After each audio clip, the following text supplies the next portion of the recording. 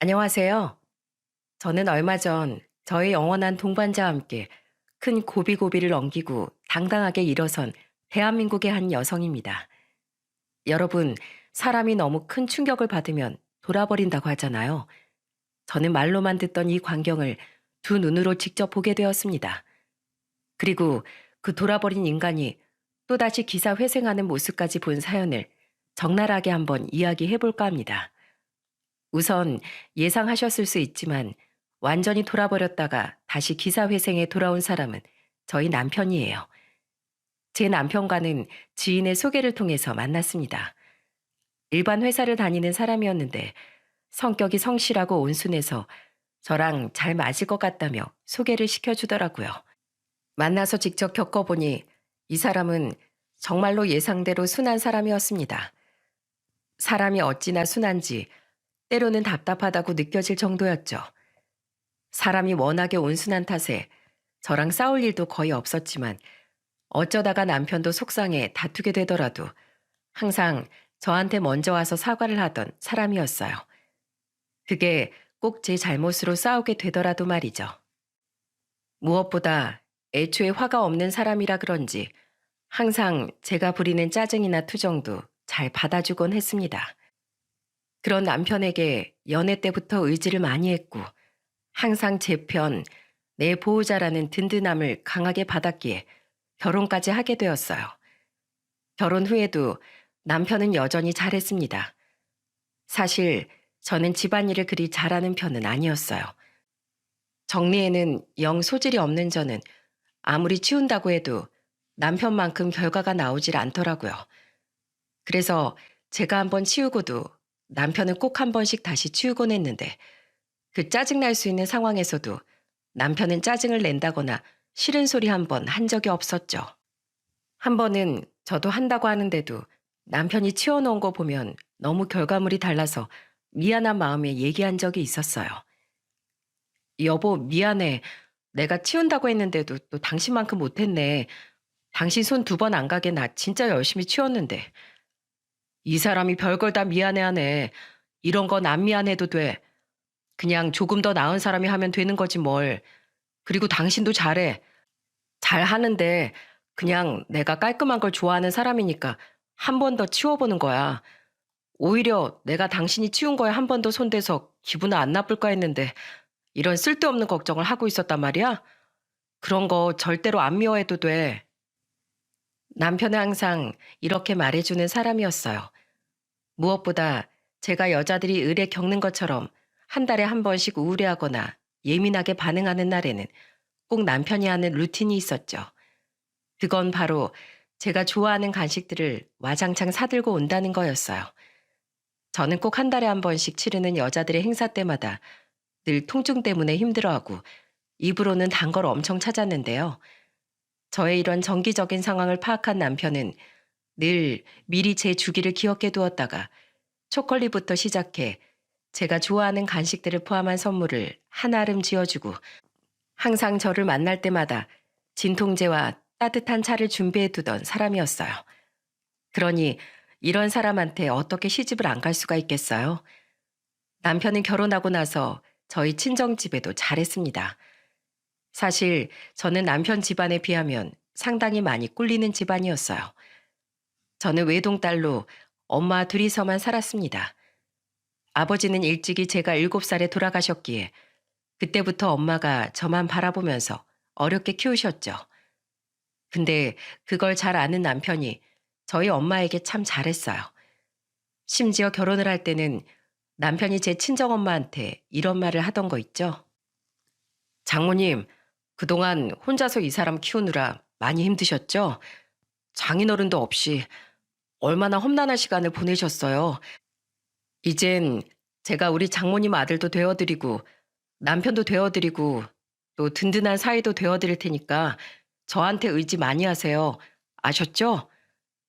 정서방 고맙네. 그렇게 말해주니까 정말로 든든하네. 우리 딸이 자네한테 시집가게 돼서 내가 얼마나 마음이 놓이는지 몰라. 자네가 있어서 드디어 우리의 인생이 꽃을 피우는 것 같아. 자네가 우리 집 복덩이네, 복덩이. 정말요? 제가 여기 복동인가요? 우와, 그럼 앞으로 장모님 저에게 잘하셔야겠는데요. 저 복동이니까 그럼 앞으로 시도 때도 없이 장모님 댁에 와서 막 밥도 얻어먹고 잠도 자고 그럽니다. 저 복덕이니까 그 정도는 얼마든지 해도 되죠? 아유, 그럼 그걸 말이라고 하나? 당연히 그래도 되지. 언제든지 와, 언제든.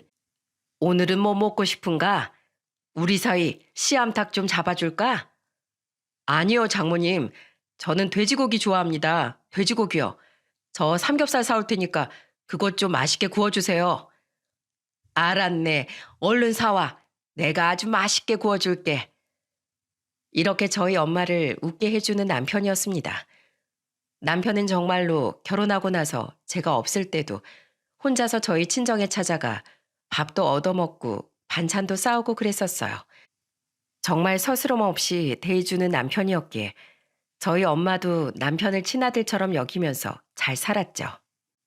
그렇게 잘 지내고 있는 남편에게 너무나 비극적인 일이 일어나고 말았습니다. 그건 바로 시부모님의 갑작스런 사고였죠. 시부모님은 평생 일만 하시다가 아주 오랜만에 남편과 제가 돈을 들여서 관광을 보내드렸어요. 원래는 해외여행을 보내드리고 싶었는데 늙은이 둘이서 해외를 어떻게 다녀오냐며 국내나 보내달라고 하시더군요. 그래서 동해 바다를 쭉 돌 수 있는 패키지가 있길래 그 여행을 보내드렸죠. 그리고 그 여행지에서 시어머니는 영영 돌아오실 수 없었고 시아버지 역시 정상적인 이전의 생활로 돌아갈 수 없게 되었습니다. 왜냐하면 관광 일정 중에 고속버스가 크게 전복이 되면서 그 버스 안에 타고 있던 사람들 모두가 그 자리에서 세상을 떠나거나 큰 중상을 입었거든요. 저희 부부는 아무것도 예상하지 못한 채 시부모님을 여행 보내드리고 뿌듯한 마음으로 시간을 보내고 있었습니다. 그리고 그 행복이 산산조각난 건 불과 몇 시간 뒤였어요. 한창 저녁을 먹으려고 음식을 하고 있는데 남편이 휴대폰으로 의문의 전화가 걸려왔고 남편은 그 전화를 받자마자 거의 혼절하다시피 하며 소리를 질렀죠. 뭐라고요? 우리 부모님이 뭐 어떻게 됐다고요? 우리 어머니가 돌아가시고 아버지가 의식불명이라고? 이 사람아, 말이 되는 소리를 해. 당신 뭐야? 당신 사기꾼이지? 지금 여행 가서 재밌게 놀고 있는 분들을 어디서 감히 들먹거리며 그딴 사기를 쳐? 당신 어디야? 어디냐고? 당장 어딘지 불어. 내가 신고해버릴 거니까. 남편은 엄청나게 흥분을 하면서 전화기에 대고 고래고래 소리를 질러댔어요. 저는 남편이 하는 말에 너무나 놀랐고 상황 파악을 제대로 하기 위해 잔뜩 흥분한 남편 대신 전화를 다시 받았죠. 그리고 저 역시도 그 전화를 받자마자 믿을 수 없는 현실에 입을 막을 수밖에 없었어요. 하지만 마냥 충격받고 그대로 있을 수는 없었습니다. 전화가 온 곳은 시부모님이 실려간 병원이었고 저는 남편을 일으켜 세워 병원으로 불이 나게 달려갔어요. 남편은 가는 내내 믿을 수 없다는 말만 반복을 했고 계속해서 현실을 부정하고 있었죠. 하지만 그 현실을 부정하기가 무색할 정도로 시부모님의 상황은 전화 온 모습 그대로 병원에 눕혀져 있었습니다. 안 돼, 안 돼. 어머니, 어머니 일어나 보세요. 아들 왔어요. 저 왔다고요. 어머니 제발 눈 좀 떠보세요. 왜 여기에서 이러고 계세요? 왜요? 여기에서 이러고 있으면 안 되잖아요. 지금 시간이면 집으로 돌아오고 있어야 하는 거잖아요. 근데 왜 집에를 안 오시고 여기 누워 계세요? 왜요? 제발 눈 좀 떠요, 어머니. 나 좀 보라고요. 남편은 병원이 떠나가라 소리를 지르면서 오열을 했습니다. 그대로 돌아가신 채로 아무런 미동도 보이지 않는 시어머니를 보면서 남편은 끝없는 슬픔에 잠기는 듯 했어요. 저는 그 모습을 보며 하염없이 눈물만 흘릴 뿐이었습니다. 결국 남편은 병원 직원이 말리면서 겨우 진정을 할 수가 있었죠. 그동안에도 시아버지는 여전히 의식이 없으셨어요. 그 모든 상황을 보면서 남편과 저는 큰 비극적인 상황을 보내야만 했죠. 뒤늦게 달려온 신우이 역시 이 모든 상황을 믿을 수 없어 했습니다.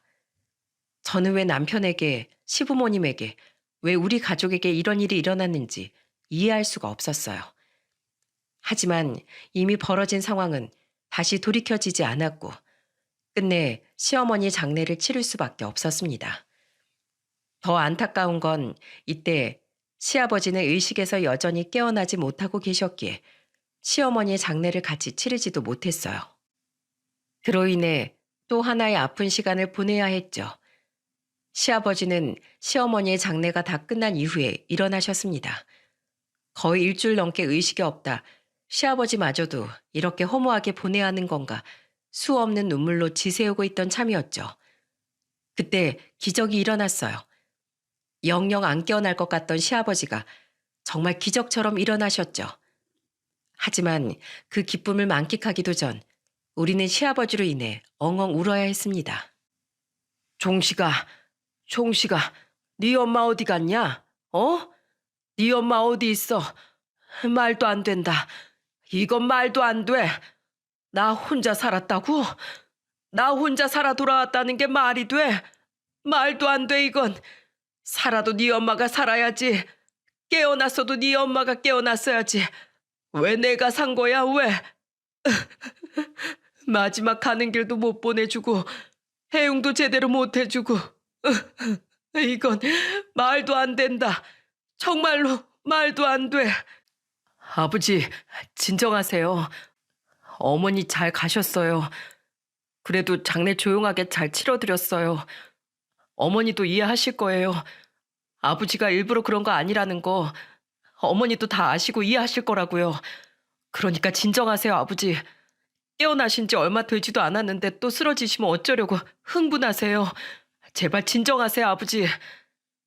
시아버지는 일어나자마자 오열을 하시며 큰 슬픔에 잠기셨어요. 얼마나 많이 힘들어 하시는지 옆에서 보는 저희가 더 힘들 정도였죠. 하지만 시아버지는 이내 또 다른 고통에 허덕여 했습니다. 왜냐하면 시아버지에게도 그의 직접적인 인생에 큰 비극이 찾아왔고 그건 바로 시아버지가 하반신 마비가 된 채로 일어났기 때문이었어요. 더 이상 스스로 걸을 수 없다는 진단을 받은 시아버지는 거의 세상을 다 잃은 것처럼 또 반응을 보이셨습니다. 왜 나한테 이런 일이 일어난 거야? 왜? 차라리 나도 네 엄마 따라갈 걸. 내 마누라 따라갈 걸. 이렇게 살아선 산 것도 아니다. 산 것도 아니란 말이다. 아들아, 제발 나 좀 그냥 죽여다오. 나 이대로 못 살아. 이대로 내가 어떻게 살아? 아버님, 진정하세요. 제가 아버님 발이 되어드릴게요. 저희가 모실게요, 아버님. 됐다. 내가 다 늙어서 왜 너희들한테 피해를 주고 왜 살아야 하는 거냐 대체. 왜? 괴롭다. 너무 괴로워. 살고 싶지가 않아. 이건 사는 것도 아니야. 이건 죽은 거나 마찬가지라고. 아버지, 왜 이러세요 대체? 아버지만큼이나 저도 힘들어요. 우리도 똑같이 괴롭다고요. 아버지 이렇게 되신 거 우리라고 편하겠어요? 그러니 제발 우릴 봐서라도 제발 좀 진정하세요. 제가 어떻게든 아버지 모십니다. 두 발이 되든 두 팔이 되든 아니면 아버지 몸뚱아리가 되든 제가 다 되어드릴 테니까 제발 아버지 진정하세요. 제발요. 결국 남편은 괴로워하는 시아버지 앞에서 주저앉은 채로 눈물을 흘렸습니다. 시아버지도 그런 남편을 보면서 다시 한번 남편을 부여잡고 한참을 펑펑 우셨죠. 우리 가족 모두에게 다 고통의 시간이었고 견디기 힘든 비극적인 일이었어요. 하지만 정말 다행히도 남편의 큰 노력 끝에 시아버지는 그나마 진정을 하고 일어나신 듯 했습니다. 시아버지는 전보다 웃음도 많이 잃으셨고 여전히 두 다리를 쓰지 못한 채로 생활하시는 것에 대해 많이 힘들어하셨지만 그래도 우리 애들 보면서 웃으셨고 저와 남편을 보면서 억지로라도 웃어주시려고 했었어요. 그러다 보면 시아버지가 언젠가는 예전처럼 밝은 웃음을 되찾을 수 있을 거라고 생각했습니다. 하지만 그건 우리의 너무 큰 바람이자 헛된 희망이었던 것 같습니다. 잘 버티고 계신다고 생각했던 시아버지는 3년 만에 끝내는 우리에게, 아니, 제 남편에게 씻을 수 없는 상처를 남기셨거든요. 어느 정도 시아버지 혼자서 전동 휠체어를 타고 움직여서 생활할 수 있을 때쯤 저와 남편은 애들을 데리고 잠깐 바람을 쐬고 왔었어요. 시아버지가 그동안 자기 때문에 너무 고생 많았다면서 반나절 정도는 괜찮으니까 바람을 쐬고 오라고 하시더라고요.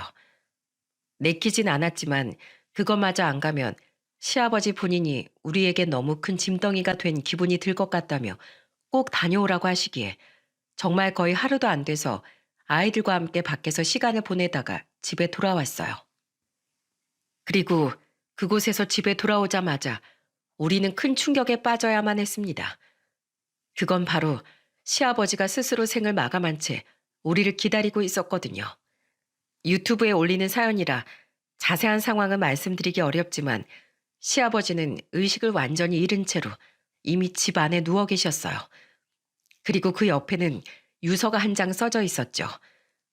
처음에는 그 유서를 발견하기도 전에 남편과 저는 놀라서 119에 신고를 했고 이미 시아버지는 손 쓸 수도 없는 상태였기에 그대로 어머니 곁으로 보내드려야만 했습니다. 남편은 연속으로 이어지는 이 고통 속에서 헤어나오질 못했어요. 겨우 시아버지를 봐서 참고 있었던 그 희망이 완전히 산산조각 나버렸는지 이때부터 남편은 이상해지기 시작했습니다. 갑작스럽게 돌변하기 시작했죠. 이건 말도 안 돼. 세상이 나랑 무슨 원수를 졌길래 나한테 이런 일이 일어나는 건데 왜? 내가 무슨 짓을 했다고? 내가 무슨 죄를 지었는데 왜? 다 부셔버릴 거야. 다 없애버릴 거라고. 다 필요 없어. 나도 따라갈래. 나도 아버지 따라갈 거야. 여보, 왜 이래? 정신 차려. 그럼 우리 애들은 어떡하고? 당신 아버지 잃은 슬픔에 우리 애들도 아빠 없는 애들로 만들 거야? 어? 그럴 거냐고. 당신이야말로 진정해. 아버님이 선택하신 일이야. 우리도 다 어쩔 수 없는 일이었잖아. 그러니까 더 말이 안 되지. 난 가만히 있었을 뿐인데 왜 나를 괴롭게 하냐고. 내가 무슨 잘못을 했다고. 나도 힘들었는데, 나도 괴로웠는데, 내가 얼마나 죽고 싶었는데. 다 싫어. 다 끔찍하다고. 이제 그 누구도 보고 싶지도 않아. 남편은 울면서 뛰쳐나갔고 시아버지의 장례 동안에도 거의 넋이 나간 사람처럼 있을 뿐이었습니다. 남편은 오로지 시아버지가 남겨놓은 유서만 손에 붙잡고 넋이 나간 사람처럼 있을 뿐이었어요. 시아버지 유서 안에 있는 내용은 우리가 예상한 그대로였습니다. 이렇게 사는 게 너무 힘들고 시어머니의 마지막을 지켜주지 못한 것에 대한 죄책감이 너무 커서 시어머니를 따라가겠다는 거였죠. 그렇게 시아버지는 스스로 시어머니 곁으로 갔지만 남아있는 사람들은 고통 속에 있을 뿐이었습니다. 그리고 남편은 그 고통이 너무 컸는지 내가 알던 사람이 맞나 싶을 정도로 변해가기 시작했죠. 먼저 남편은 매일을 술에 쩔어서 살았어요. 술 없이는 살지 못하는 사람인 것처럼 매일매일을 술에 살았죠. 하지만 그래도 직장 생활은 잘하고 있었기에 저는 남편이 그렇게 하다가 조금 뒤면 돌아오겠지 했습니다. 하지만 그건 저의 너무 큰 착각이었어요. 남편이 매일같이 술을 마시고 집에 늦게 들어오는 데다 집에 들어와서도 또 술을 마시는 게 몇 달 지속이 되었을 때였습니다. 처음에는 그냥 지켜보다가 이러다가는 남편의 건강마저 해칠 것 같아 크게 한번 말린 적이 있었죠. 근데 그때 남편에게서 처음 보는 반응을 보고 저는 충격을 받아야만 했습니다. 여보, 또 술이야? 이제 그만 마셔. 그러다 당신 건강 해친다고. 언제까지 이렇게 괴로워할 건데. 애들이 당신만 보면 술 냄새 난다. 그러고 술 취한 당신 보면서 무섭대. 왜 이러는 거야? 애들 생각해서라도 이제 그만해. 제발. 뭐? 그만해? 야, 너 지금 뚫린 입이라고 함부로 짓거리냐? 뭐? 그만해? 네가 뭔데 그만하라 말아야? 네가 무슨 자격으로? 아, 니네 엄만 살아있다 이거냐? 네 엄만 살아있어서 고작 부모님 돌아가셨다고 이러는 내가 우습지? 어? 뭐라고? 여보, 그런 뜻이 아니잖아. 왜 말을 이상하게 받아들여? 웃기지 마. 맞잖아. 내 말이 뭐 틀렸어? 어? 틀렸냐고. 이야, 이제 보니까 우리 부모님 무지하게 불쌍하네. 이딴 걸 며느리라고 두고 사셨으니 참나 기가 막힌다. 기가 막혀. 야, 너 어디 가서 내 마누라라고 하고 다니지도 마라. 너 꼬라지 보면 나 진짜 열받아서 다 뒤집어 엎을 것 같으니까. 그리고 지금 너 꼴도 보기 싫으니까 당장 내 눈앞에서 꺼져. 남편은 급기야 제게 욕까지 하면서 저를 몰아세웠습니다. 너무나 충격적이었어요. 그리고 처음 보는 남편의 모습에 공포감까지 느껴야 했죠. 저는 그날 너무나 무서워 벌벌 떨면서 아이들을 꼭 껴안고 자야 했어요. 하지만 그 뒤로 남편의 이런 변한 모습은 점점 더 심해져만 갔습니다. 남편은 급기야 나중에는 집에도 들어오지 않았어요. 한 번은 남편이 2, 3일을 내리 집에 안 들어오길래 전화를 했었죠. 근데 이 사람이 끝까지 제 전화를 안 받더라고요. 그래서 너무나 화가 나서 남편이 올 때까지 기다렸습니다. 근데 그날도 새벽 2시가 넘어서야 집에 설설 들어오더라고요. 저는 너무 화가 나서 말했죠. 뭐야, 당신 왜 이래? 무슨 일이야 대체? 왜 집에 안 들어와? 그것도 말도 없이. 전화도 안 받고. 당신 진짜 너무한 거 아니야? 이제 아예 우리는 등한시하기로 한 거야? 대체 언제까지 방황할 건데? 아, 이 여편네가 또 잔소리하네. 내가 이러니까 이 집에 안 들어오는 거야. 당신 면상 보기 싫어서. 에이, 진짜. 괜히 들어왔어, 이놈의 집구석. 됐다. 내가 나간다. 내가 나가. 남편은 이렇게 말을 하더니 다시 왔던 길을 그대로 나가버렸습니다. 정말 너무나 황당했어요. 저는 그날은 정말이지 너무나 화가 나 처음으로 남편과 이혼을 생각할 정도였죠. 하지만 거기까지도 제가 좀 참아줬습니다. 왜냐하면 그때까지만 해도 아직 시아버지가 돌아가신 지 1년이 채 안 되었을 무렵이었기에 남편의 방황이 마냥 화가 나기보단 안타까운 마음이 더 컸었거든요. 사실 그리고 시부모님이 돌아가시기 전까지 남편이 예민한 저를 받아줬던 거, 홀로 사는 우리 엄마에게 끔찍하게 잘했던 것들을 생각해 본다면 여기에서 남편이 좀 방황한다고 해서 이혼하고 떠나버리면 저는 천하의 배은망덕한 사람이 되는 거라 그래도 끝까지 남편과의 의리를 지켜보려고 했었습니다. 그래서 남편이 어떤 짓을 해도 받아주고 있었던 거였죠.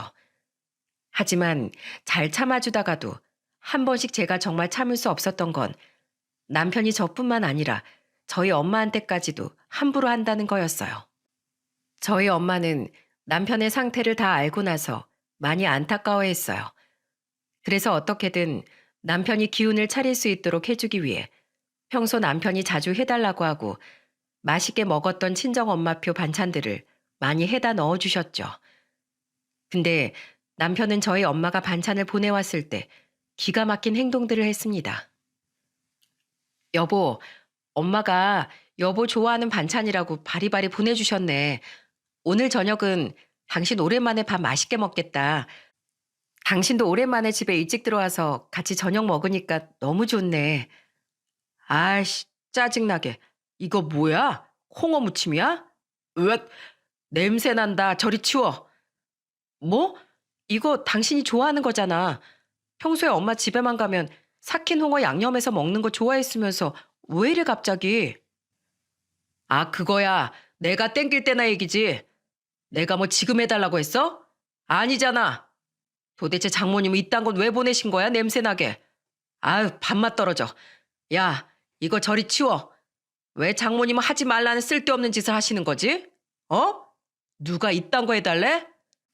그냥 다 짜증나니까 잠자코 있으시라고 해. 급기야 남편은 그 자리에서 상을 다 엎어버렸습니다. 저는 이렇게까지 하는 남편이 이해가 되지 않았죠. 그래서 이건 도저히 받아줄 수가 없어서 남편에게 세게 나가버렸어요. 당신 미쳤어? 네가 어린애야? 어? 당신이 뭐 7살 나 내기도 아니고 도대체 뭐 때문에 이렇게까지 투정을 부리는 건데? 그만하면 됐잖아. 정도껏 해야지. 당신한테 가족은 시부모님만 가족이고 우린 가족도 아니야? 우리야말로 당신이 지켜야 할 가족이야. 알어? 자식들 보기 부끄럽지도 않니? 나 이거 못 치워. 아니, 안 치워.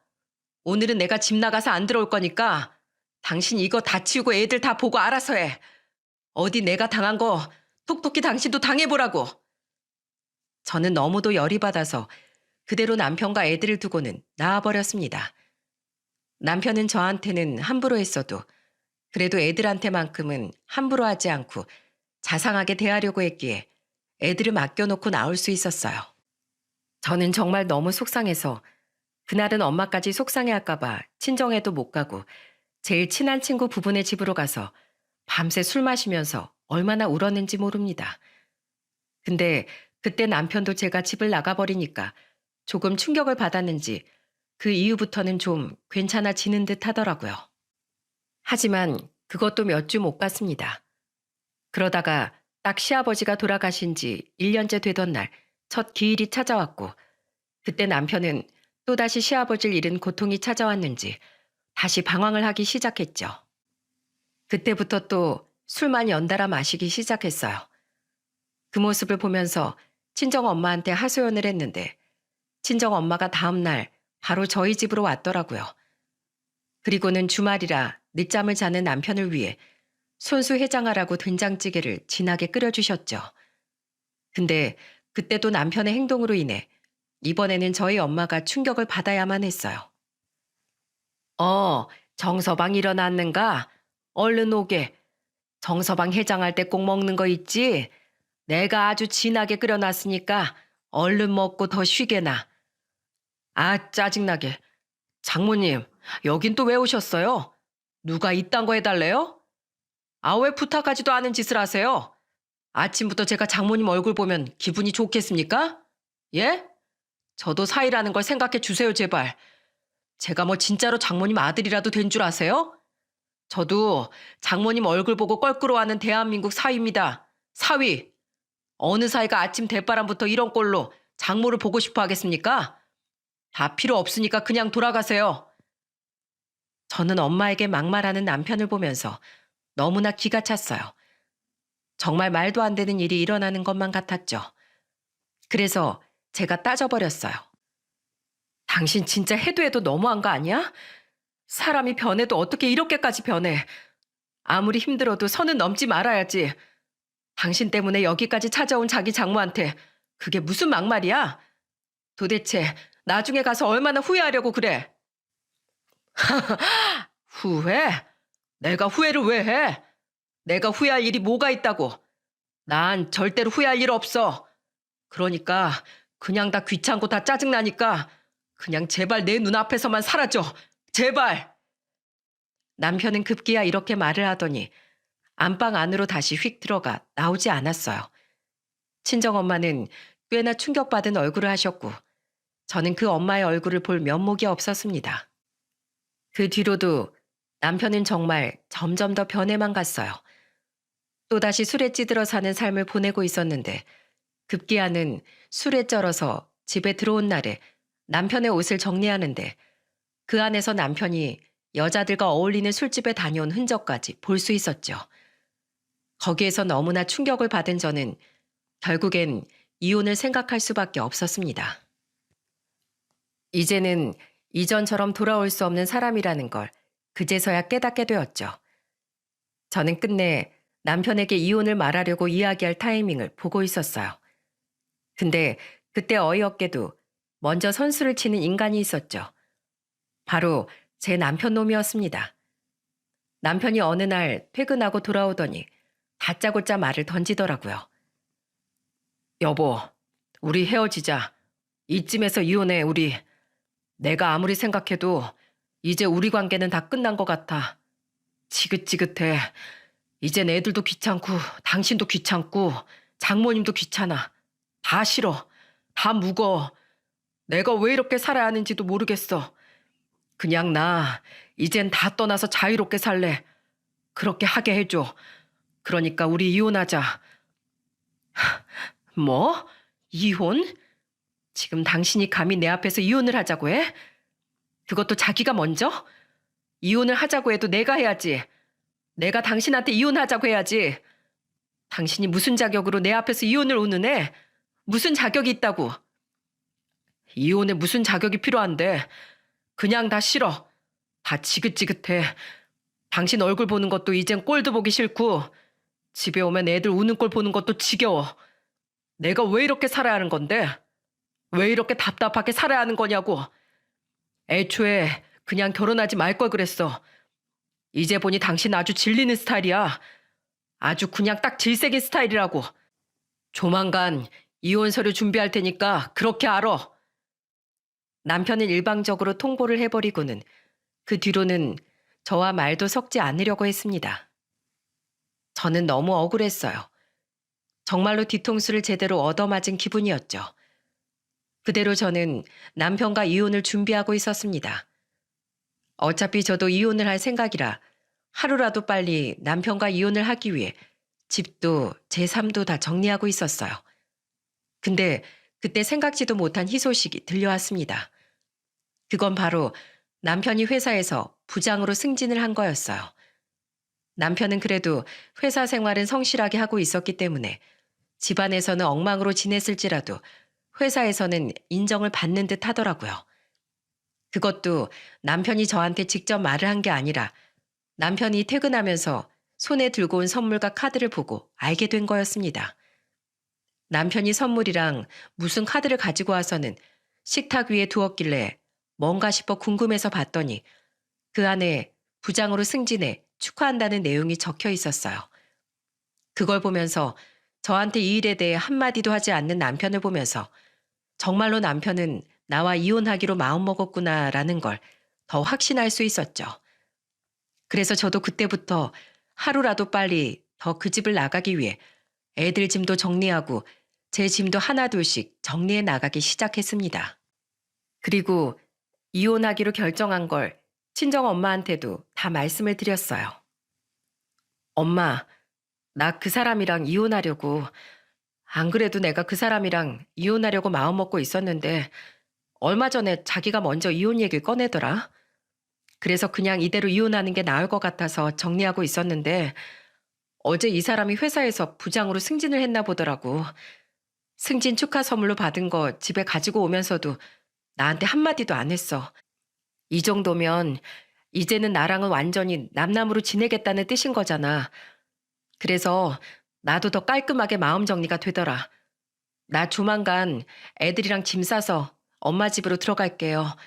나 좀 받아줘. 저는 모든 것을 다 체념한 채로 친정엄마한테 이야기를 허심탄회하게 했습니다. 그리고 엄마 집으로 들어갈 계획까지 세워서 다 말씀드렸죠. 근데 저는 엄마 집으로 들어갈 수 없었어요. 왜냐고요? 정말 기적 같은 일이 일어났거든요.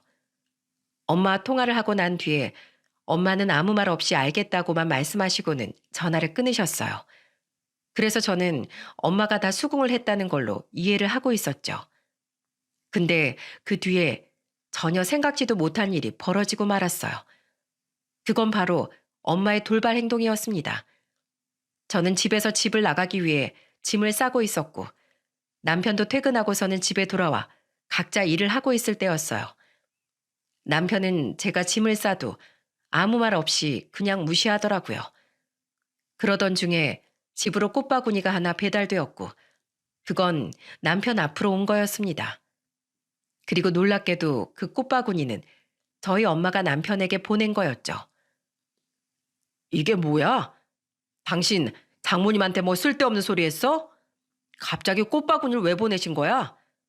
나 승진한 건 또 어떻게 알았고? 그리고 그거 알았으면 그냥 혼자 알고 있으면 될 것이지. 장모님한테 얘기할 건 또 뭔데? 참나. 이제 뭐 승진했다고 더 뜯어낼 거 있나 작전 쓰시는 거야 뭐야? 이딴 건 왜 보내셨대? 뭐? 당신 진짜 끝까지 저질이다. 끝까지 쓰레기네. 나한테 말만 안 했지. 당신 승진 선물 받은 거 떡하니 식탁 위에 올려놨잖아. 그걸 어떻게 모르니? 엄마한테 우리 이혼한다는 거 말씀드리면서 당신 승진한 것까지 얘기가 나와서 한 거야. 그리고 뭐 뜯어 먹으려고 보낸 게 아니라 축하하려고 보내셨겠지. 마지막으로 보냈나 보네. 그렇게 꼬우면 치우던가. 아니면 내가 받은 걸로 할 테니까 그것까지 꼴 보기 싫으면 건드지 말고 그냥 냅둬. 내가 따로 가지고 갈 거니까. 저는 남편의 말에 너무나 화가 나서 말했어요. 하지만 남편은 제 말을 무시하고는 꽃바구니를 치우려고 하더라고요. 근데 그 안에 뭐가 들어있었는지 한참을 보던 거 있죠? 그것은 다름 아닌 편지였고 저희 엄마가 남편을 향해 쓴 진심이 담긴 편지였어요. 남편은 소파에 앉아서 한참을 편지를 읽어 내려가기 시작했습니다. 저는 뭔데 갑자기 저렇게 조용하나 싶어서 봤다가 놀랄 만한 광경에 숨까지 죽이게 되었죠. 그건 다름 아닌 남편의 눈물이었습니다. 남편은 편지를 읽으면서 갑자기 눈물을 흘리기 시작했어요. 그리고 끝내는 그 편지를 다 읽고 나서는 헐레벌떡 일어나더니 이러는 게 아니겠어요? 여보, 우리 지금 당장 장모님께 가자. 당장 가야겠어. 뭐? 갑자기 왜 이래? 내가 그동안 무슨 짓을 한 건지 모르겠어. 빨리 가자, 여보. 빨리. 남편은 그 상태에서 옷도 제대로 입지 않고는 급하게 애들을 데리고 저희 엄마 집으로 갔습니다. 그리고는 정말 상상하지도 못한 행동을 하던 거 있죠. 그건 바로 저희 엄마 앞에서 무릎을 꿇는 일이었습니다. 그리고 저는 그걸 다 이해할 수 있었어요. 왜냐하면 남편과 같이 엄마 집으로 오는 길에 차 안에서 엄마가 쓴 편지를 다 읽어봤거든요. 그리고 저 역시도 그 편지를 보면서 펑펑 울 수밖에 없었습니다.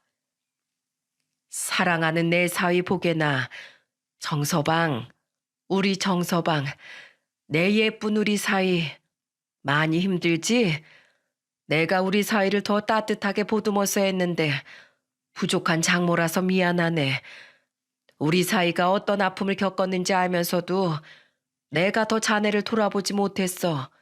정말 미안해. 용서해 주게나. 그리고 난 자네를 믿네. 지금은 자네가 힘들어서 허덕이고 있지만 언젠간 다시 예전처럼 따뜻하고 소나무같이 든든한 우리 사이로 돌아올 거라고 믿어. 그리고 그 폭풍 같은 시간이 지나고 나면 자네는 더 굳건한 사람이 되어서 더 멋진 사람이 될 거란 걸 알고 있네. 그래서 난 자네를 끝까지 포기하지 않을 셈이야. 내 딸하고 이혼해도 좋아. 대신에 이혼하더라도 자네가 끝까지 내 아들로 남아줬으면 좋겠어. 앞으로 더 필요할 그 부모의 사랑을 내가 더 채워주고 싶네. 그러니 나에게 기회를 주겠나? 이젠 사위가 아니라 아들이라고 부를 수 있도록. 사랑한다 내 아들. 그리고 승진 축하하네. 이렇게 절절한 편지를 보면서 남편은 깨달은 게 큰 듯했어요. 그래서 바로 엄마를 찾아와 무릎을 꿇은 거였죠. 장모님, 죄송합니다. 잘못했습니다. 정말로 제가 죽을 죄를 지었습니다. 제가 장모님께 무슨 짓을 한 걸까요? 제가 왜 그랬을까요? 장모님께, 그리고 우리 애들한테, 와이프한테 제가 왜 그랬는지 모르겠어요. 사실 저 너무 힘들었습니다, 장모님. 제가 왜 이렇게 살아야 하는 건지 모르겠더라고요. 다 귀찮았어요. 다 싫었어요.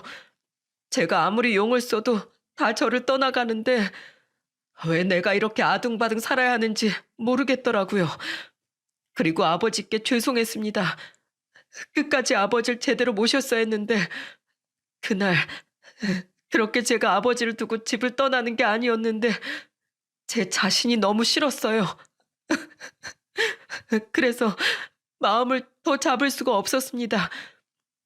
그래도 제가 장모님이나 이 사람한테 함부로 하면 안 되는 거였는데 죄송합니다. 죄송합니다, 장모님. 알어. 다 알어. 아니까 내가 그런 거야. 내가 자네 마음을 왜 모르겠나? 나도 내 남편을 먼저 떠나보낸 시간이 있는데 나도 참 후회가 많이 되더구만. 우리 부모님도 살아생전 내가 왜 더 잘 모시지 못했을까? 내 남편한테는 왜 더 잘하지 못했을까? 나도 다 거쳤던 마음들이야. 그래서 다 이해하네. 그러니 그렇게 미안해하지 않아도 되네. 장모님, 감사합니다. 이해해 주셔서 감사해요. 사실 저희 아버지가 저한텐 정말 큰 사람이에요. 정말로 크신 분이었습니다. 산 같은 존재였어요. 세상에서 제가 제일 존경하는 분이었는데 그랬던 분이 한순간에 무너지고 제 곁을 떠나니까 정신을 차릴 수가 없었습니다. 근데 그 방황하는 저를 받아주셔서 감사해요, 장모님. 저를 이해해 주시고 이렇게 끝까지 포기하지 않아 주셔서 감사합니다. 남편은 저희 엄마의 손을 꼭 붙잡고는 엉엉 울면서 말을 했어요. 그리고 그걸 지켜보는 저까지도 덩달아 눈물이 났죠. 물론 저희 친정엄마도 마찬가지였고요. 남편은 그간의 시간을 다 속죄를 하는 듯 펑펑 울어댔습니다. 그리고는 무릎을 꿇은 채로 일어나질 않았어요. 그리고 한참 진정을 하더니 한다는 소리가 너무 황당한 이야기였습니다. 그리고 그것 때문에 우리는 배꼽 빠지게 웃어야 했어요. 장모님, 그래, 이제 다 울었는가? 네, 다 울었습니다. 그리고 저 배고파요. 밥 해주세요. 뭐라고? 자네 지금 이 상황에도 배가 고파? 아이고야, 진짜 우리 사이 다시 돌아왔네. 다시 돌아왔어. 저희는 남편의 어이없는 한마디에 빵 터지고 말았습니다. 하지만 저는 그리 호락호락하게 넘어가 주지 않았죠. 당신, 무슨 소리야? 우리 엄마 밥 이제 지긋지긋하다고 하지 않았어? 그리고 우리 엄마한테만 사과하면 다야? 나한테 왜 안 하는데? 여기에서 제일 큰 피해자는 나라고. 어떻게 우리 엄마한테만 쏙해? 난 편지 안 써줘서 그래? 어? 아, 아니지. 당신은 내가 집에 가서 따로 하려고 했지. 여긴 장모님 앞이잖아. 민망하게 어떻게 그래? 왜 못하는데? 그렇게 엉엉 우는 건 안 민망했고? 참나. 아니면 나랑 이혼할 생각이라서 사과 안 하려고 했던 거 아니야? 어? 여보, 아니야. 진짜 아니야. 나 당신이랑 이혼 안 할 거야. 이혼 못 해. 나 당신 절대로 포기 안 할 거야. 나 이제 다시 돌아가서 당신 남편 할래. 하게 해줘. 나 당신 없으면 안 돼. 이대로 나 이혼하면 또다시 개차반으로 살 거야. 그러니까 나 사람 만들어줘, 여보. 나 버리지 마. 으이구, 진짜. 왜 그렇게 속을 썩여? 왜 이렇게? 우리도 가족이잖아. 내가 말했지. 후회할 일 하지 말라고. 미안해. 내가 너무 무식했어. 나 진짜 후회하고 있어. 내가 왜 그랬는지 모르겠어, 여보. 정말 미안해. 남편은 제 앞에서도 무릎을 꿇고 미안하다고 사과를 했고, 저는 여전히 화가 다 안 풀려서 삐진 채로 있었지만 결국에는 화를 풀 수밖에 없었습니다. 왜냐하면 남편에 대한 오해가 다 풀렸거든요. 그날 우리는 식사를 한 후에 밥을 먹으면서 술까지 한 잔씩 마시면서 거의 밤새도록 이야기를 나눴어요. 그리고 그 대화 속에서 그동안 남편은 방황을 하면서 했던 행동들에 대해 하나하나 다 해명을 했죠. 사실 저는 남편이 말도 없이 집에도 들어오지 않았던 거, 여자들이 있는 술집에 갔던 거 모두가 다 저에게는 큰 상처였거든요. 그래서 남편에게 어떻게 된 건지 해명하라고 하니 남편이 그제서야 오해들을 다 풀어주었어요. 남편이 며칠 동안 집에 들어오지 않았던 건 시아버지와 시어머니가 너무 보고 싶어서 두 분을 모신 납골당 근처로 가서 며칠을 숙박하며 매일을 납골당에 찾아갔었다고 하더군요. 그리고 그 여자들이 있던 술집은 승진하기 전에 상사들을 모시는 자리가 있었는데 한 상사가 억지로 거기를 끌려가는 바람에 어쩔 수 없이 딱 한 번 가게 된 거였다고 했죠. 그리고 정말로 거기에서는 딱 술만 접대하고 왔다고 이야기를 했어요. 남편의 성정을 알기에 그 말이 다 사실인 걸 믿을 수 있었습니다. 그 말을 듣고 나니까 제 마음의 상처가 좀 풀리는 것 같더군요. 그래서 그 이후에는 남편과 다시 화해하고서 잘 지내는 중이랍니다. 하지만 여전히 저는 한 번씩 당했던 게 올라오고 괜히 골이 나면 남편을 놀리곤 해요. 저번에는 친정 엄마가 집으로 와서 밥을 차려주셨는데 된장찌개를 끓여주더라고요. 근데 그때 제가 물었죠. 뭐야, 당신? 이것도 먹기 싫은 거 아니야?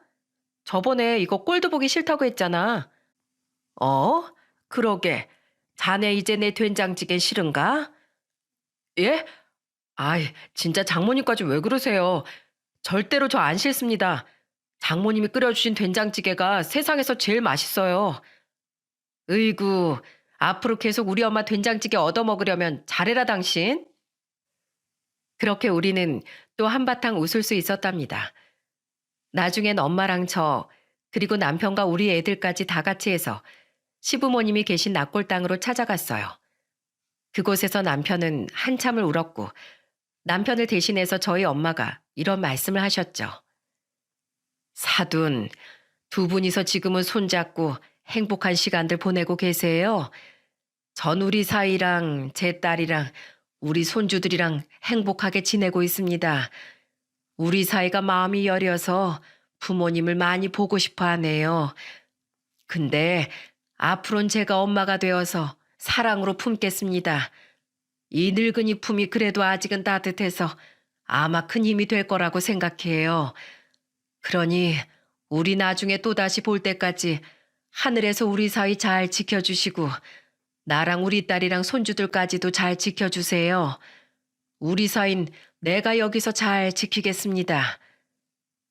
엄마의 이야기에 남편은 더 하염없이 울었고 나중에는 저희 엄마가 남편을 꼭 안아주면서 진정할 수 있었어요. 그렇게 우리 가족은 힘든 고비를 넘겨서 다시 이전에 행복했던 모습으로 돌아올 수 있었습니다. 남편은 이전으로 돌아가 지금 얼마나 우리한테 잘하는지 모릅니다. 아니, 지난날의 실수를 만회라도 하려는 듯 오히려 더 저를 공주님 모시듯 대하고 우리 애들한테도 얼마나 잘하는지 모릅니다. 저희 엄마한테는 더 말할 것도 없고요. 그리고 사실 지금은 엄마를 모시고 같이 살고 있어요. 남편이 더는 부모님께 불효자가 되고 싶지 않다면서 마지막까지 우리 엄마를 모시고 싶다고 하더라고요. 그래서 지금은 우리 가족이 다 같이 살고 있는 중이랍니다. 여러분, 우리 남편의 기사회생의 모습을 보면서 무슨 생각이 드시나요? 저는 이 모든 일들을 겪으면서 결국에는 사랑밖에 없구나 라는 생각이 들었습니다. 사람이 바뀌고 변화되기 위해선 끝까지 사랑하면 되는구나를 느낄 수 있었어요. 그래서 저는 앞으로도 쭉 우리 남편을 사랑하고 우리 아이들을 사랑하며 어떤 고비가 오더라도 사랑으로 극복해 나가려고 해요. 제가 오늘 저의 사연을 들려드린 이유도 바로 이것 때문이에요. 여러분도 부디 끝까지 여러분 주변 사람들을 사랑하며 사시기를 바랄게요. 저의 사연 들어주셔서 정말 감사합니다.